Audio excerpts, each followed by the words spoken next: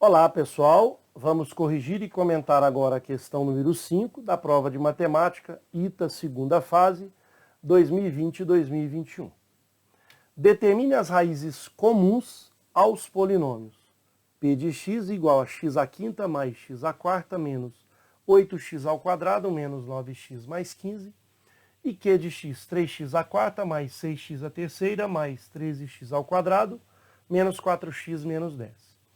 Sugiro que você pause o vídeo, tente solucionar essa questão e, na sequência, faça a comparação com a solução que eu apresento a partir de agora. Muito bem, percebam que P de x é de quinto grau, Q de x é de quarto grau.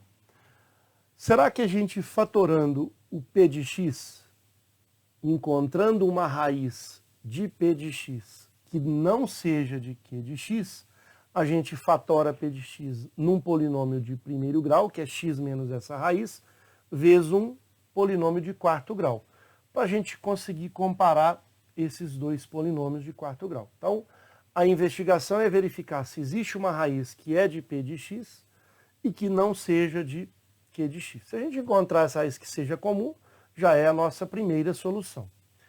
Mas quando a gente vai encontrar raízes de polinômios com grau maior do que 2, a ideia é fazer por tentativa. Não existe uma técnica para resolver esse tipo de situação. Aliás, para terceiro grau tem técnicas, mas a situação é bem mais complicada, então é preferível a gente ir testando e usando aí métodos de Girard, dispositivo de Breuer-Ruffini, enfim. Mas nesse caso, para essa questão, a gente observa também que o termo independente de P de x é 15 e o termo independente de Q de x é menos 10, então zero não é raiz de nenhum dos dois. Ou seja, se eu substituir P de zero, vai dar menos 15. Se eu substituir Q de zero, vai dar menos 10. Então zero não é raiz. As boas raízes da gente substituir, que não dá tanto trabalho, é 0, 1 e menos 1. Vamos começar agora então com a raiz 1. Ou seja, será que 1 é raiz comum dos dois ou só de algum deles? Então, se eu calcular o P de 1, eu vou ter 1 mais 1 menos 8 vezes 1 ao quadrado, menos 9 vezes 1, 9, menos 9 mais 15, 2 mais 15, 17, menos 17, 0. Então, já descobrimos que 1 é raiz de P de x. Será que 1 é raiz de Q de x? Vamos substituir Q de 1 agora. Então fica 3 vezes 1 à quarta, 3. 6 vezes 1 à terceira, 6. Basta a gente somar os coeficientes. Mais 13 vezes 1, 13. Menos 4 vezes 1, 4. Menos 10. A parte positiva, 3 mais 6, 9, 22. 22 menos 4, 18. Menos 10, 8. Significa que 1 não é raiz de Q de x. Então veja, o que a gente pode fazer para comparar esses dois polinômios? Nós podemos fatorar P de x como sendo x menos uma raiz, a gente já descobriu que é 1, vezes um polinômio de quarto grau. Como encontrar esse polinômio de quarto grau? Uma forma é o dispositivo de Breuer-Ruffini. Vamos pensar aí, então, nos coeficientes de P de x, que é 1, 1, cuidado aqui no termo em x3, que é 0, menos 8, menos 9 e 15. Temos aqui a raiz igual a 1, já foi descoberta. Vou copiar aqui o número 1, que é o primeiro coeficiente do termo aqui dominante. Então, 1 vezes 1, 1, mais 1. Então, a gente multiplica aqui e soma com o de cima nessa diagonal. Então, 1 mais 1, 2. 1 vezes 2, 2, mais 0, 2. 1 vezes 2, 2, menos 8, menos 6. 1 vezes menos 6, menos 6, menos 9 dá menos 15. E, finalmente, 1 vezes menos 15, mais 15, 0. Significa que esse polinômio de quarto grau, ele é da forma 1x à quarta, mais 2x à terceira, mais 2x à segunda menos 6x menos 15. Ou seja, o p de x pode ser escrito como sendo x menos 1 vezes x à quarta mais 2x3 mais 2x2 menos 6x menos 15. Muito bem. Então vamos pensar agora na seguinte situação. O 1 não é raiz de p, desculpa, o 1 é raiz de p de x e não é de q de x. Se existir raízes comuns entre esses polinômios p de x e q de x, essas raízes, ou essa raiz, não sabemos ainda, tem que estar ou nesse polinômio e nesse polinômio. As raízes comuns teriam que estar aqui, já que o 1 é raiz somente de p de x. Então, como que a gente vai analisar esses dois polinômios de quarto grau? A ideia vai ser a seguinte. Suponha que a gente tenha raízes comuns aqui. Então, suponha que R seja raiz. R pode ter mais de um valor. R é raiz de P de x e Q de x. Então, a gente vai substituir apenas nesse polinômio, porque aqui a gente não precisa mais. Porque se existir raízes comuns, elas estariam aqui e aqui. Muito bem, então vamos começar com Q de x. Se eu pegar Q de R, tem que ser igual a zero. Se eu estou imaginando que R é raiz de Q de x, então temos que 3R à quarta, mais 6R à terceira, mais 13R ao quadrado, menos 4R, menos 10, é igual a zero. Da mesma forma, se eu substituir R aqui, nesse polinômio de quarto grau, R à quarta, mais 2R à terceira, mais 2 vezes R à segunda, menos 6R, menos 15, igual a zero.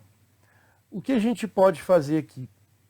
Veja, esses polinômios de maiores graus, eles podem ser cancelados, porque se eu multiplicar aqui por menos 3, eu cancelo aqui, vai resultar num polinômio de segundo grau, ou seja, uma equação de segundo grau.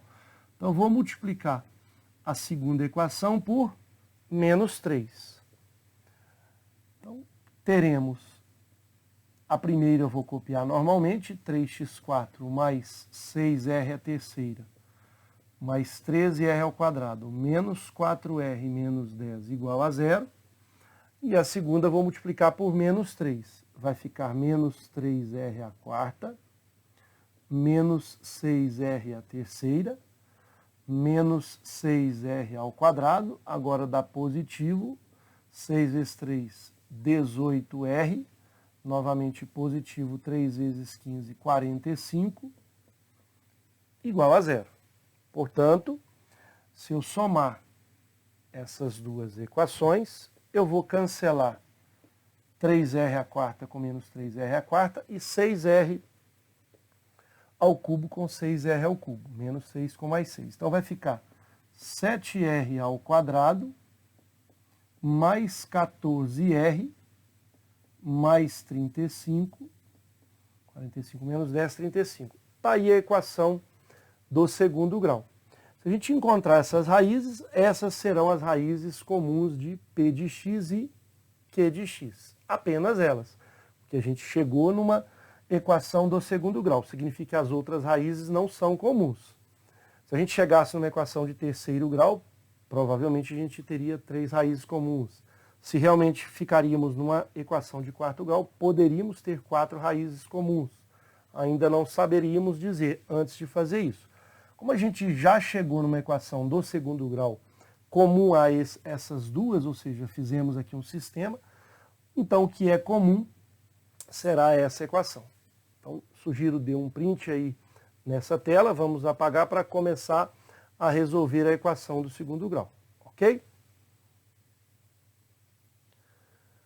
Muito bem, teremos a equação 7r ao quadrado mais 14r mais 35 igual a zero.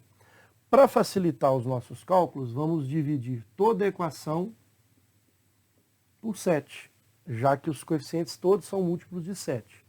Então vai ficar r ao quadrado mais 2 vezes r mais 5, 35 por 7, igual a 0. Vamos calcular aqui o discriminante. Delta igual a b ao quadrado 4 menos 4 vezes 1 vezes 5, 20. Dá menos 16, então esses polinômios não terão raízes comuns reais, mas terão raízes complexas. Vamos colocar aqui 16i ao quadrado para encontrar essas raízes complexas. Portanto, r igual a menos b, mais ou menos a raiz quadrada de 16i ao quadrado, que é 4i, sobre 2 vezes a, que é 2.